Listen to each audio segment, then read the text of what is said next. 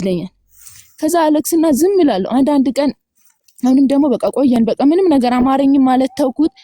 ጎመን ያመጣል፣ ድንች ያመጣል፣ እሱን እሰራለሁ፣ በላለሁ። ሽሮ ቤት ውስጥ ሽሮ እንትን ይባላል፣ ሽሮ አለ፣ እንጀራ እንገዛለን። እሱን ያረኩኝ እየበላ እንደዛ መኖር ተጀመረ። ስጋ አማረኝ።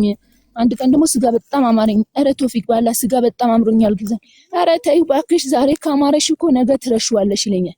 ኧረ በኋላ ቶፊቅ በጣም እኮ ነው የሚያምረኝ። አይ ችግር የለውም ለዛሬ ነው እንጂ እኮ ነገ ይረሳል ይለኛል። እንደዛ እያለኝ በቃ መኖር ቀጠልን። እየኖርን እያለ አጋጣሚ አባቴ አዲስ አበባ መጣ። ሞት እኛ ጋር ሳይሆን ወንድሜ ጋር። ከዛ መጣና እዛ ታክሞ ምናምን ሊመለስ ሲል አይ ፋዘርማ ለአንድ ለሁለት ቀን እኛ ጋር ይምጡና ይቀመጡ ምናምን አለኝ። ከዛ እሺ ብዬ ፋዘርን ወሰድኩት። የሱም ያክስቱ ልጅ ከገጠር ለክረምት መታ ነበር እኛ ጋር። የኔ እህቴ ወንድሜ ጋር መታ ነበር። ከዛ እኛ ጋር መተው ነበሩ። እንደዛው ያለ ፋዘር የዛኔ በቃ ብዙ ምግብ አይበላም። ሐኪም ቤት ተከልክሎ ነበር። ሽሮ ብቻ ነበር የሚበላው። ሽሮ ይበላል። ከዛ ፋዘርም ሲመጣ አክስቴም ልጅ የሱም የእህቱም ልጅ ነበረች። ፋዘር 2 ቀን ቆይቶ ምናምን ተመለሰ። ከዛ አከራይዋ ደግሞ ከኔ ጋር ያያዛት ላይ ቲራስ ፎቅ ላይ ነበር የምንኖረው። ከዛ ደግሞ ሽንት ቤቱ ተደፈነ። ሽንት ቤቱ ሲደፈን ቶፊቅ ይሄ ቤት ሲጀመር እኔ ከታች ወደ ላይ ውሃ ማውጣት ራሱ እየከበደኝ ነው። ስለው ጊዜ ቀተሽ አስቀምጪልኝና እኔ ወደ ላይ አወጣለሁ ይለኛል። ከዛ ቀድቼ ያስቀምጥለትና ወደ ላይ ያወጣል እሱ።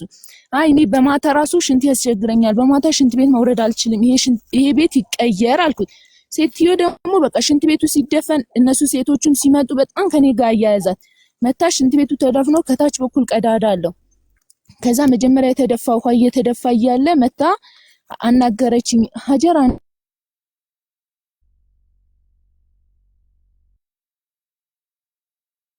ቡና ደፍተሽበት ነው ምናምን ስትለኝ እኛ እኮ ቡና አንጠጣም፣ ቡና አይደለም ምን እንደሆነ አላውቅም፣ ተደፍቶበታል፣ ተደፍኗል አልኳት። በቃ እሷ ከኔ ጋር አያይዛ ዝም ብላ ስወጣም ስገባም ትገላምጠኛለች፣ የሆነ ነገር ትለኛለች።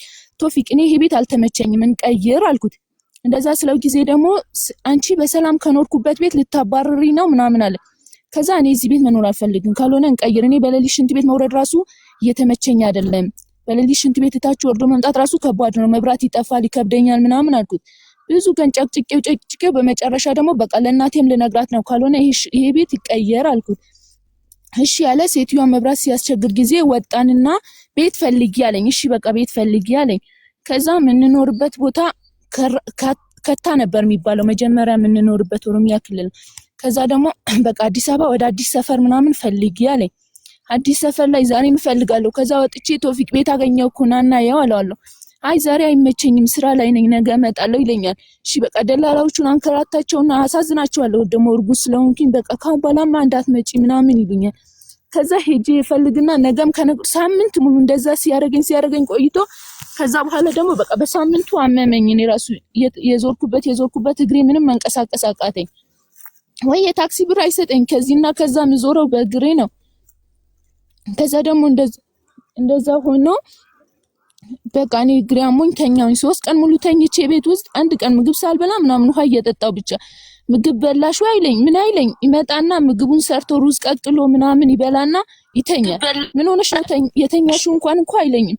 በጣም ታምሜያለሁ ዝም ሲለኝ ጊዜ ከዛ በ3 ቀኑ ምናምን በቃ ምን አማራጭ አለኝ ብዬ እርጉዝ ስለኝ የት ሄዳለሁ ብዬ ተነስቼ ሰርቼ በላውኝ እሁዱን። ከዛ ስነሳ ምን ሆነሽ ነው አይለኝም። ለምንድነው ማጠይቀኝ ምናምን ስለው ጊዜ ያው ዝም ብለሽ ለማረፍ ይመስለኛል ይለኛል። ለማረፍ ሌላ ቀን ምግብ ሳልሰራ ጠብቀሃለሁ እንዴ ምናምን አልኩትና ከዛ በቃ ዝም አልኩት። እኔ ጭቅጭቁም እያስጠላኝ ነበር። ጸጥ ብዬ መኖር በቃ መተኛ ጀመርኩኝ። ስተኛ ራሱ ከአከራይዋን ጋር ተኮራረፉና ቤት ፈለገ። ትንሽ ከፍ ብሎ ወደ ላይ ወጥቶ ቤት ፈለገና ቤት አገኘ። በቃ ነይ ቤቱን እዩ ምናምን ሲለኝ ሄጄ አየሁት። በቃ ይሁን አልኩኝ። እኔ እዛ ከአከራይዋን ጋር ስላልተስማማን በቃ ይሁን ችግር የለውም ብቻ ከዛ ግቢ እንውጣ አልኩኝ። ከዛ ግቢ ወጥተን ላይ ወጣን። 7ኛ ወሬ ላይ ነው መሰለኝ። ከዛ እቤት ለመቀየር ራሱ ስንት ጊዜ ወላሂ ላዚ ስንት ጊዜ እቃ ምናምን ተሸክሜ እርጉዝ ሆኜ እኮ ነው ላይ አውጥተሽ አስቀምጪ ይለኛል። አውጥቼ እያስቀመጥኩኝ እቃውን እዛ እያመላለስኩኝ ከዛ በመጨረሻ ቀየርን። እዛ ቤት ገባን። እዛ ቤት ስንገባ ከዛ የሆነ ነገር አዘጋጅ፣ እኔ እኮ እርጉዝ ነኝ አሁን ልወልድ ደርሻለሁ፣ ከወለድኩኝ በኋላ ማን ነው የሚያግዘኝ? አሁኑኑ እናዘጋጅ፣ ሁሉም ነገር ማዘጋጀት አለብኝ፣ አጃል አዘጋጅ ምናምን እለዋለሁ። እሺ በቃ ታዘጋጃለሽ ይለኛል። ይዘጋጃል ችግር የለውም የአንድ ቀን ስራ ነው ይለኛል። እንደዛ እያለኝ ደም ግፊት ያዘኝና ሐኪም ቤት ሄድን። ሐኪም ቤት በቃ በጣም አሞኝ ያክስቴ ልጅ ደውዬላት መታ ወሰደችኝ። ቀን ሙሉ እሷ ጋር ተኝቼ ማታ ወሰደችኝ ሐኪም ቤት አዲስ አስኮ ወስዳኝ ሐኪም ቤት ሄጄ ተመርምሬ ምናምን እኛ ብር አልያዝም ነበር ብር 2500 ተመርምሮ 2500 ብር ሲባል ብር እኮ ያለው የለኝም አላለም። ትራንስፈር እምቢ አለኝ አለ። እሺ አዋሽ ባንክ ይላል አንዴ፣ እሺ ንግድ ባንክ አለ ይባላል፣ መልሶ ደግሞ አዋሽ ባንክ ይላል። እንደዛ ያለ መሸና ከዛ በቃ ኧረ በእናትህ ክፈል፣ ማትከፍል ከሆነ አልከፍልም በል። ሴቶቹም ተቆጡ። ከዛ ሴቶቹ ሲናገሩት ጊዜ ምን ይላቸዋል? የሷን ስልክ ታሲዘውና እኔ መጥቼ እሰጣችኋለሁ አላቸው። አይ ስልክ አንይዝም፣ አሁን የምትከፍል ከሆነ ክፈል። ብር አለህ? አዎ አለኝ። እና ለምን አትከፍልም? አይ ከፍላለሁ፣ ቆይ ትንሽ ጠብቁኝ፣ ትራንስፈር እምቢ አለኝ ምናምን እያለ 3 ሰዓት ተኩል ሆነ። እንደዛ ሲሆን ደግሞ ለእህቴ ደውዬላት እንደዚህ ሐኪም ቤት ነኝ፣ እሱ ደግሞ ብር የለኝም አለ እና ክፈይልኝ 2500 ብር አልኳት። ላከችልኝና እኔ ትራንስፈር አድርጌ ከፈልኩ። ሴቶቹ ለምንድን ነው ማትከፍለው?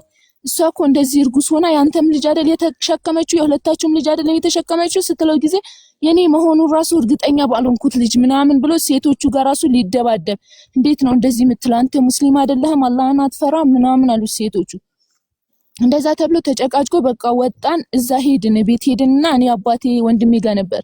እኔ ይሄ ሁሉ ነገር እየከበደኝ ነው፣ ናና የምታስተካክል ከሆነ አስተካክል፣ ካልሆነ ደግሞ እኔ የለውበትም አልኩት ለአባቴ።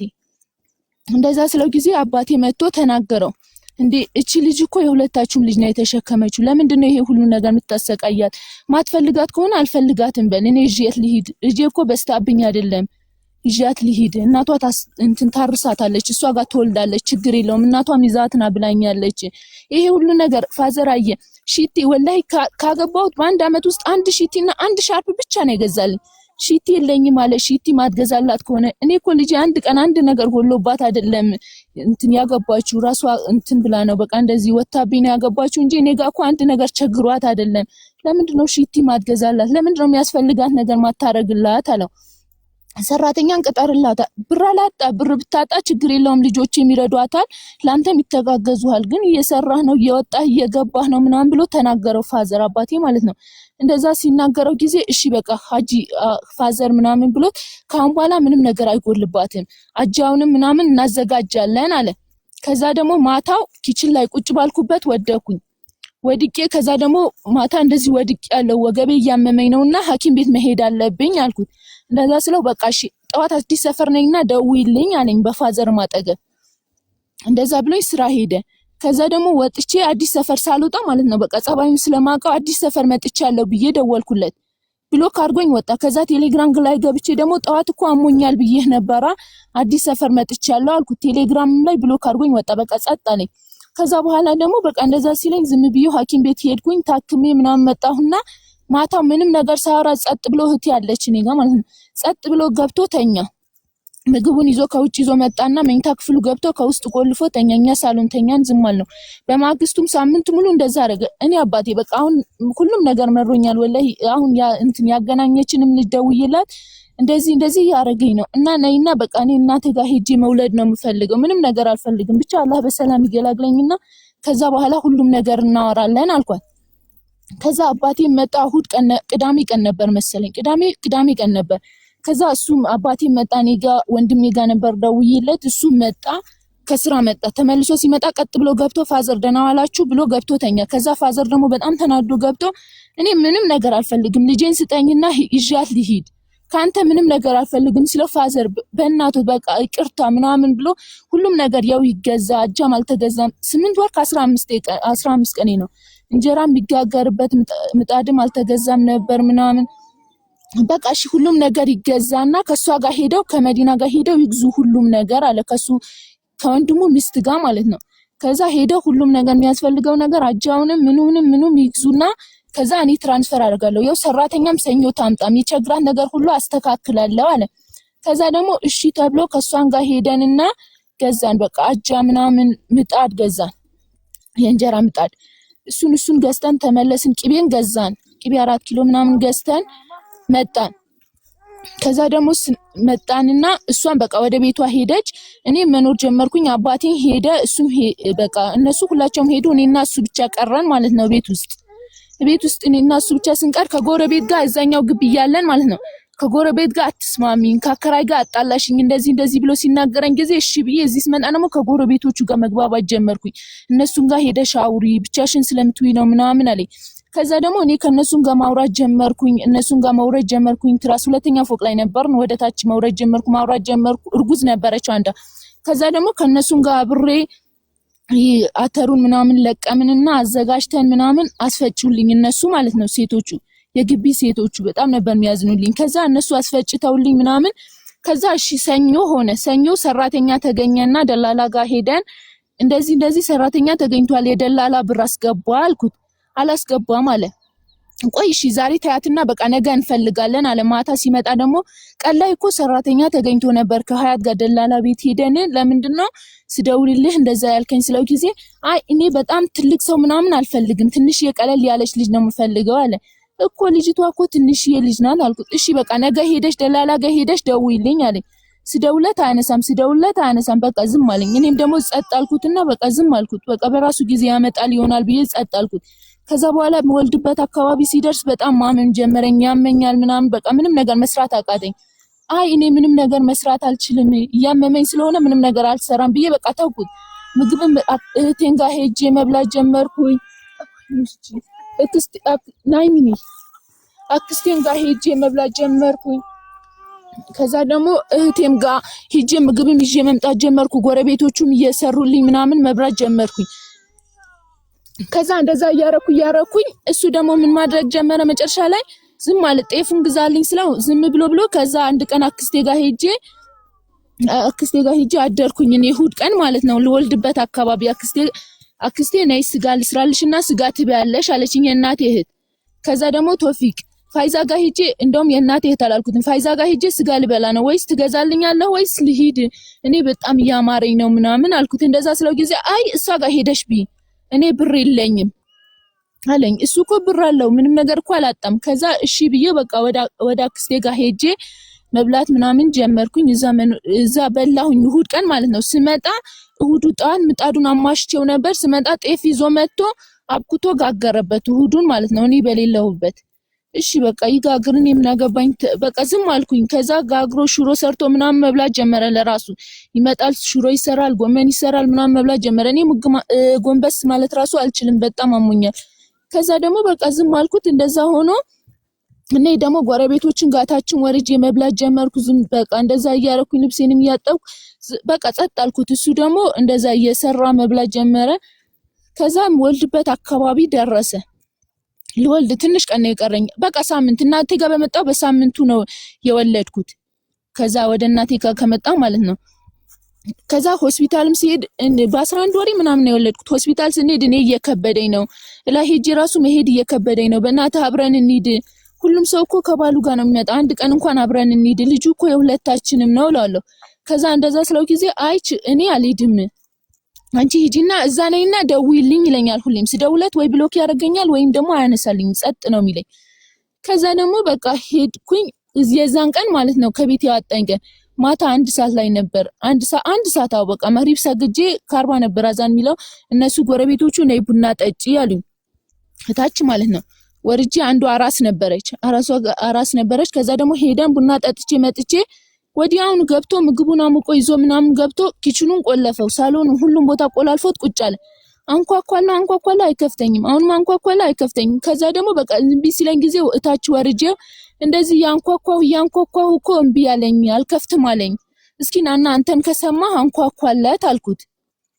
ከዛ ደግሞ እንደዛ ስለው ጊዜ ወጣና እሱ ተቆጣው። ናት ክፈት ቶፊቅ ምን ሆነህ ነው እንዴ ልጅቷ እንደዚህ ሆና ውጭ ታስቀምጣታለህ ምናምን አለው እሱ ማለት ነው ሰውየው። እንደዛ እንዴ ውጭ መሆኗን እኮ አላየኋትም አለው። አይቶኛል እኮ ከመስኮት መጥቶ ውሃ ራሱ መኝታ ክፍል ማጣሪያው ላይ ውሃ ቀጥቶ እንደዚህ ቀና ብሎ አይቶኝ ሄዶ ውሃውን ጠጥቶ ቁጭ አለ። እንዴ አላየኋትም ነበር እኮ አለው። እሺ በቃ አስገባት ብሎት ወረደ። እኔ ደግሞ ገብቼ ከዛ ደግሞ የሆነ የጻፈልኝ ቴክስት አለ ማለት ነው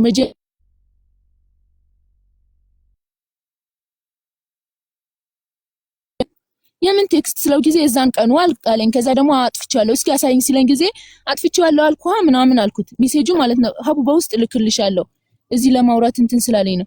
ከዛ ደግሞ ካጠፋሽ እስኪ ያሳየኝ ምናምን ሲለኝ ጊዜ አይኔ ሽንቴ መጥቶብኛል እሺ አንዴ ሸንቼ ልምጣና ከዛ በኋላ አሳይሃለሁ አልኩት።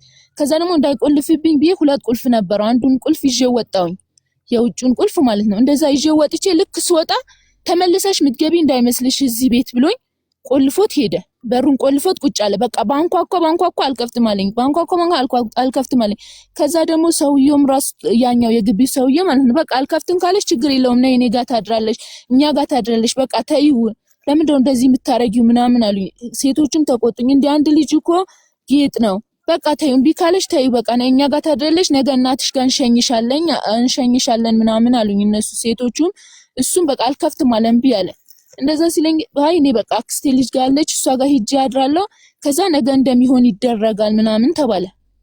እንደዛ ተብሎ እኔ እሺ በቃ ብሎ 4 ሰዓት ሆነ። የግቢው ሰውዬው ነው ሩቅ ነው እኮ ከኛ የ10 ብር መንገድ ነው ማለት ነው ወደ አዲስ ሰፈር ወስዶ ራይድ አስይዞኝ ምናምን ሸኘኝ።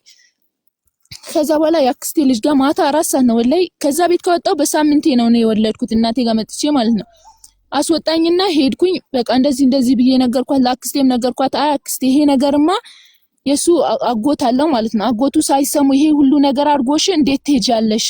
ዝም ብለሽማ አትሄጂም አለችኝ አክስቴ ማለት ነው። አክስቴ ማለችኝ እናቴም ደግሞ በቃ እነሱ ይወቁና ከዛ በኋላ ትመጫለሽ አለችኝ። እንደዛ ስትለኝ ያኛው ሰውዬው አለ። ከዛ ጠርቼው ይሄ ቴክስት አጠፋሽ ወይ ብሎኝ መጀመሪያ ቀን ያኛው አብራር የሚባለው ማለት ነው ያጎቱ ልጅ ጠርቼ ይሄ ቴክስት አጠፋሽ ወይ ብሎኝ እንደዚህ ሁሉ ነገር አድርጎኛል ምናምን ብዬ ነገርኩት። በቃ ቴክስቱንም አሳየሁት ምናምን። አይ እኮ ኖርማል ነገር ነው በባልና በሚስት መሃል የሚፈጠር ነገር ነው አለኝ።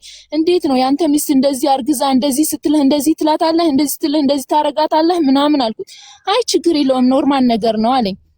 እሺ በቃ አንዴ ሀጂ አጎቱ ናቸው ሀጂ ስሙና እሳቸውና እናማክራቸውና እንደሚሆን ይደረጋል ምናምን አለኝ። ከዛ ደግሞ የሱ አጎት ትልቅ ሰው ናቸው። ከዛ አንቺ ምንድነው የምትፈልጊው ለምንድነው እንደዚህ የምታረጋት ምናምን ሲለው ጊዜ አይ እኔ ምንም እያረኳት አይደለም በራሷ በጸባይዋ ነው፣ እሷ እኮ እርጉዝ ናት፣ ሆርሞኑ ራሱ እንደዚህ ቢያረጋት ራሱ አንተ እንትን ማለት ነው ያለብህ፣ እንደዚህ ነገር ማድረግ ነው ያለብህ እንጂ እሷ ምንድነው የምታረግህ ምናምን ብለው ሲጠይቁት ጊዜ ምግብ አሰራልኝ። ምን ጎንበስ ማለት ራሱ እያቃተኝ ነው። እኔ ምግብ ራሴም ሰርቼ እበላለሁ። ደባል ሆኜ ነው የምኖረው። የ2 ወር ከሆነ ደባል ሆኜ ነው የምኖረው። እሷ እዛ ቤት ትተኛለች፣ እኔ እዚህ በኩል። አንድ ቀን እኮ ምግብ ሰርቶ ሲበላ ራሱ እኮ ነይ ብሎኝ ራሱ እኮ አያውቅም። ምግብ እየሰራውለት ነበር፣ ግን መጨረሻ ላይ በጣም ሲደግመኝ 1 ወር ምናምን ሲቀረኝ ጊዜ ምግቡን መስራቱን አቆምኩኝ። ከዛ ራሱ ለሊት ተረስቶ እንጀራ ይጋግራል፣ ሽሮውን ይሰራል፣ ወጡን እየሰራ ከዛ ደግሞ መብላት ጀመረ። እኔ ደግሞ ተውኩት። በቃ እኔ ሀጂ እሳቸው ላሳፍራቸውም አልፈለኩም። እኔ ምንም ነገር አልፈልግም፣ ነገ እናቴ ጋር መሄድ ነው የምፈልገው። እህቴ ያለች እህቴ ትሸኘኛለች አልኩት። በቃ የሚያስፈልግሽ ነገር ይስጥሽ አሉኝ እሳቸው ማለት ነው የሱ አጎቱ። ከዛ ደግሞ አይ እኔ ምንም ነገር አልፈልግም፣ የታክሲን ብር አለኝ፣ ሁሉም ነገር አለኝ፣ እኔ ብቻ መሄድ ነው የምፈልገው አልኳቸው። እሺ በቃ እንደዚህ ካልሽ ስትመጪ እናወራበታለን ሂጂ አሉኝ እሳቸው። እንደዛ ብለውኝ እኔ ደግሞ በቃ እሺ ብዬ ጠዋቱ እህቴ ባጃጅ ጠርተን ምናምን ሸኘችኝ። ስንወጣ ጊዜ ተከተለን ከኋላ እኛ ምንም ነገር አልያዝንም። ያጃውና ቅቤውን ምናምን የተገዛው ያራስ የተገዛውን ነገር ይዘነዋል። ሌላ ነገር ምንም ነገር አልያዝንም። የራሴን ራሱ ስጦታ የተሰጠኝ ቀረሱ አልያዝኩም። ከዛ ከኋላ ተከትሎን አውቶቢስ ተራ ድረስ መጣ። ከዛ ደግሞ በመኪና በገባውበት መጣና ገባ። አየን። አንቺም ልትሄጂ ነው አላት እህቴ። አይ እኔ አልሄድም እሷ ብቻዋን ነው የምትሄደው አለችው። ከዛ ደግሞ እንደዛ ስትለው እሺ በቃ ብሎ እህቴም ቻው ብላኝ ሄደች ወደ ስራ። ስትሄድ ጊዜ ደግሞ ሰውየው የዕቃ ብር ክፈይ አለኝ። ስንት ነው ስለው ጊዜ 300 ብር ስለው እሺ በቃ ለሱ ተቀበለው አልኩት። እኔ ደግሞ በቃ ቀለል አድርጌ ስለመጣ ከዛ ደግሞ እንደዛ ስለው ኧረ እባክህ እሷ ሀብታም ናት እባክህ ብሎት ሳይከፍልልኝ ምንም ሳይለኝ ትቶኝ ሄደ። በቃ ዝም ብሎኝ ወጥቶ ሄደ። በቃ እኔም ሄጄ እናቴ ጋር አልሐምዱሊላህ ወለድኩኝ። 6 ወሬ ነው። ከዛ ከመጣ በኋላ ሳይደውል እሺ የኔን ስልክ እኔ ጋር መደወል ቢከብደው ራሱ የሱ ልጅ አይደል ያረቀስኩት እናቴ ጋር ራሱ ደውሎ በሰላም ተገላገለች ወይ አባቴ ጋር ራሱ ደውሎ በሰላም ተገላገለች ወይ ሳይል አልሐምዱሊላህ እኔማ በሰላም ነው የተገላገልኩት። አላህ እንደሰው አይደለም። በሰላም ነው የወለድኩት። ግን በሰላም ወለደች ወይ ራሱ ሳይለኝ 4 ወር ቁጭ ብሎ በ4 ወሩ ደግሞ አንድ የህፃን ልብስ የራሱ ልጅ እኮ ነው የተወለደው። በሰላም ወለድሽ ወይ ያላለኝ ሰውዬው አንድ የህፃን ልብስ ይዞ በ4 ወሩ መጣ። ሲመጣ ጊዜ እኔ ዝም ብዬ ተኝቼ ነበር። ኢላይ ነበር የመጣው። ተኝቼ እናቱ ጋር ለኢድ መጥቶ እኛ ጋር ደግሞ ጠዋቱ ልብስ ይዞ መጣ። አንድ የልጅ ልብስ ማለት ነው። አልሐምዱሊላህ እኛ ምንም ነገር አላጣንም።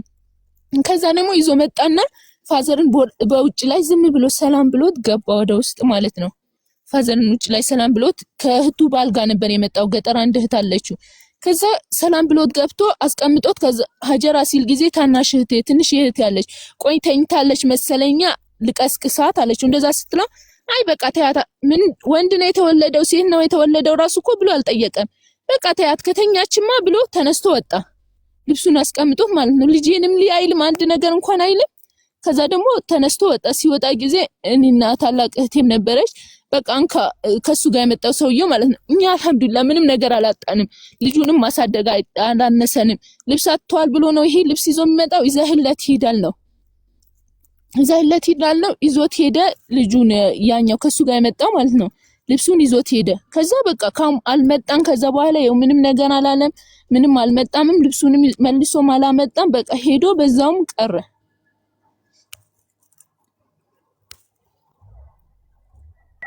እስካሁን ድረስ በቃ አልመጣም። አንዴ ነው የመጣው። እሱንም አላያችሁም። ታያይሽ ወጣ።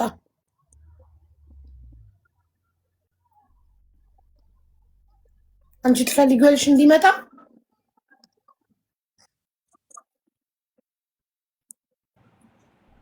አው እሱንም አላየንም። በቃ ከዛ በኋላ አልመጣም። የትም አላችሁ?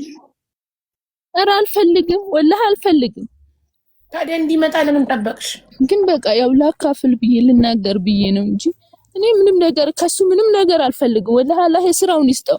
በጣም ብዙ ነገር ነው ያደረገኝ። አንድ ሴት አርግዛ ራሱ አንድ ነገር አማረኝ ስትል እንዴት ማማር ምን ማለት እንደሆነ ታውቁታላችሁ መቼም አርግዛችሁ የምታውቁ ሴቶች። ይሁን ነገር አማረኝ ዛሬ ካማረሽ እኮ ችግር የለውም ነገ ትረሺዋለሽ ላይ ይሁን ነገር እንደዚህ ነገር አማረኝ ወላሂ ሌላ ነገር ሳምቡሳ ራሱ አማረኝ ስለው ጊዜ አይ ተይው ዛሬ ካማረሽ ነገ ትረሺዋለሽ ነው የሚለኝ። ትልቅ ነገር እኮ አልጠይቀውም። ስጋውንም በቃ መጨረሻ ነገ ትረሺዋለሽ ሲለኝ በቃ እህቴንም ጠይቄ አክስቴንም ጠይቄ ከእናቴም ብር እያስላኩኝ እንደዛ ማድረግ ጀመርኩኝ። ከዛ በቃ ይኸው እስከ ዛሬም ድረስ አልመጣም፣ ምንም አላለንም።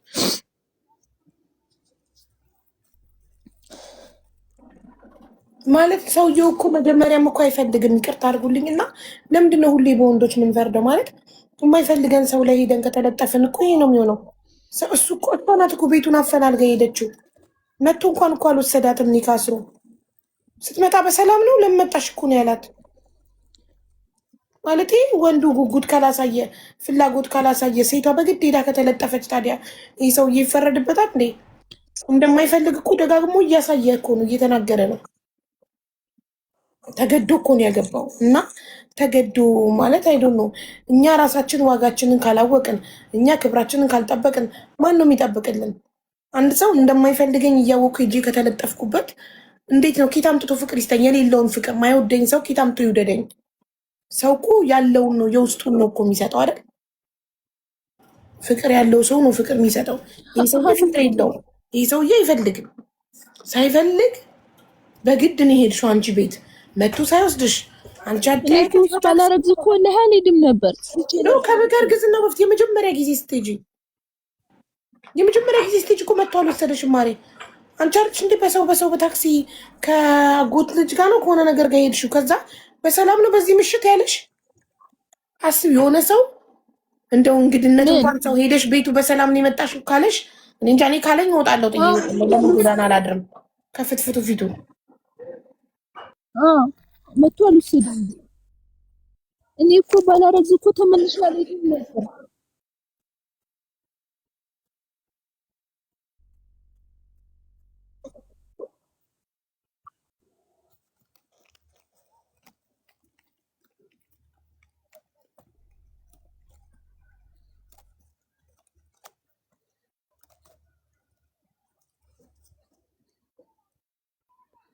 ይቅርታ እዚህ ጋር እያወሩኝ ስለነበረ ነው። እና ውዴ የመጀመሪያ ጊዜ ራሱ እኮ እሱ መጥቶ አልወሰደሽም።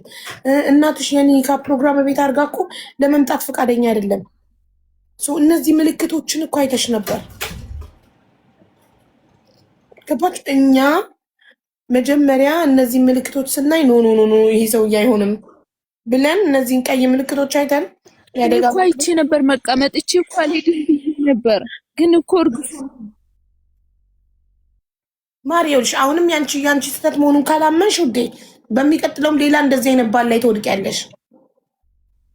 መጀመሪያ ያቺ ዘመድሽ አስተዋወቀች። ከዛ 15 ቀን ሳይደውል ሲቀር ፍላጎት እንደሌለው ገብቶሽ ልትታዩ ይገባ ነበር። ገባሽ? አሁንም እኮ መጀመሪያም እኮ ነው ይሄ። አዎ ገባሽ? ምን ፍላጎት የለውም።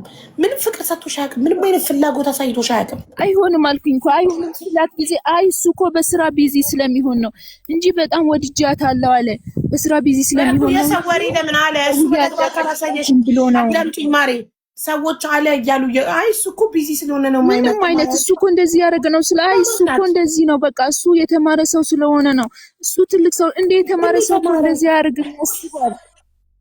አዳምጪ ማሪ አዳምጪ። እኛ ረጅም ሰዓት ዝም ብለን አዳመጥሽ። ያቺ ያስተዋወቀች ዘመዱ አይ ፍላጎት ማያሳይሽ፣ ማይደውልልሽ፣ ማይጠይቅሽ፣ ፍቅር ማይሰጥሽ የተማረ ስለሆነ ነው፣ ቢዚ ስለሆነ ነው ምትልሽ። እሷ ምን ቤት ናት? ፍቅርን ከሱ ነው ማየት ያለብሽ፣ ከሱ ነው። ቤት ተቀምጦ ብቻውን አብስሎ እየበላ የመጀመሪያ ቀን ቤቱ ስትመጪ ምን ነው በሰላም ነው ምንም ላይክ ምን አንገበገበሽ አይነት ነገር እኮ ነው ያለው። በሰላም ነው በዚህ ምሽት ላይክ አይደርስም፣ ነገ ከነገ ወዲያ ቀስ ብለሽ አትመጭም፣ ምን አንገበገበሽ እኔ ጋር ለመምጣት አይነት ነገር እኮ ነው ያሳየሽ እኮ። ገባሽ? ያ ራሱ ትልቅ ምልክት ነው። ገና ሳትነካኩ ልክ እንደዛ ሲልሽ መመለስ ነበረብሽ። አሁን እኮ አንቺ አሁንም ቢጠራሽ እኮ ትሄጃለሽ። ለምን እንደዚህ በድሎሽ እናትሽ ቤት ሄደሽ አራስ ቤት ተኝተሽ ከ4 ወር በኋላ ሲመጣ እንኳን ከእንቅልፌ ሳይቀሰቅሰኝ ሳያይ ልጁን ሳያይ አልሽ። ጠበቅሽ ከሱ ስታለቅሺ ለምን አታባብለኝም ትይዋለሽ። ከዛ ያልቅሽ ማልቀስ ጥሩ ነው ላይን ጥራት እያለሽ ኢማጅን ላይክ አንቺ ነሽ እየፈለግሽ ያለሽ እሱ አይደለም።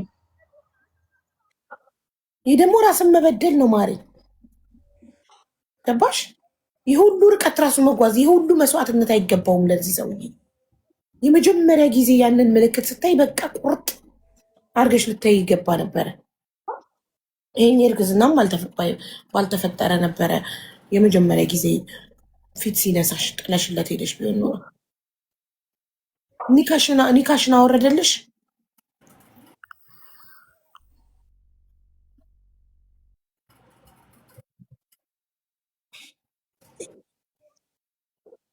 ማሪ ኒካሽን አወረደልሽ።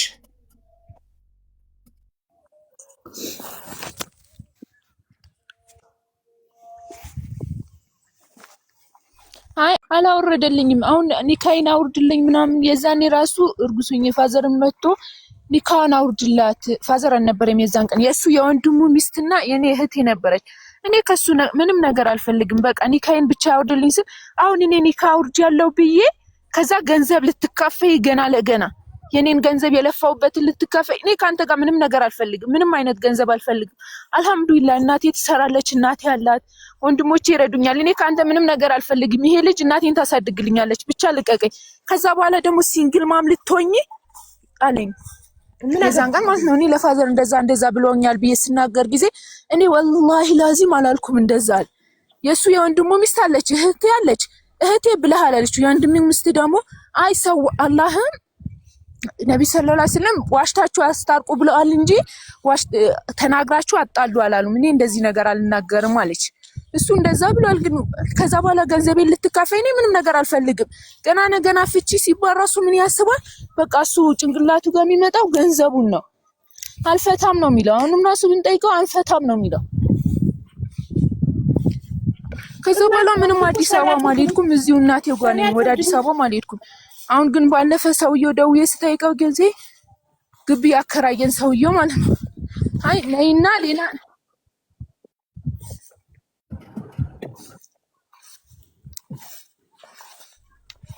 ነይና ምን አለሽ አከራያችሁ?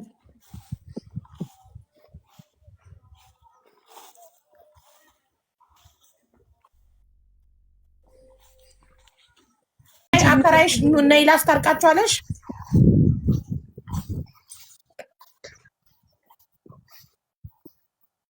ምን አላከራያችሁ?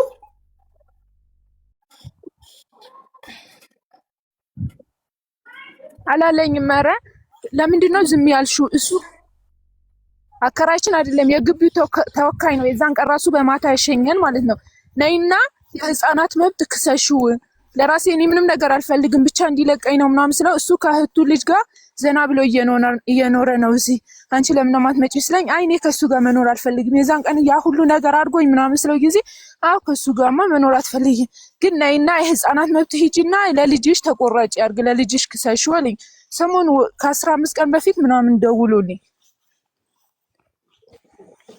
እንደዛ ነው ያለኝ እኔ ማግዝሻለሁ አለኝ እኔ ደግሞ እዛ አዲስ አበባ ሂጂ አሁን ለዚህ ምንም ብዙ ማቀው ነገር የለምና ለዛ ነው ያልሄድኩት እኔማ ሄጄ በቃ የህፃናት መብት ሄጄ መክሰስ ነው የምፈልገው ካልሆነ ደግሞ እንዲፈታኝ ነው የምፈልገው እንጂ ከሱ ምንም ነገር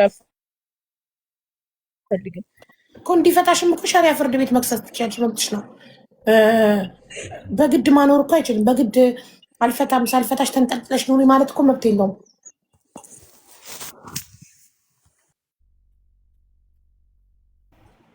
ይምጣና ይጠየቅ ኧረ እንደዚህ አይነቱ መሀይም አምጥቶ እዚህ ጋር መነጋገር ራሱ ሌላ መሀይም ማስፋፋት ነው ለሴት ልጅ ክብር የሌለው እሱማ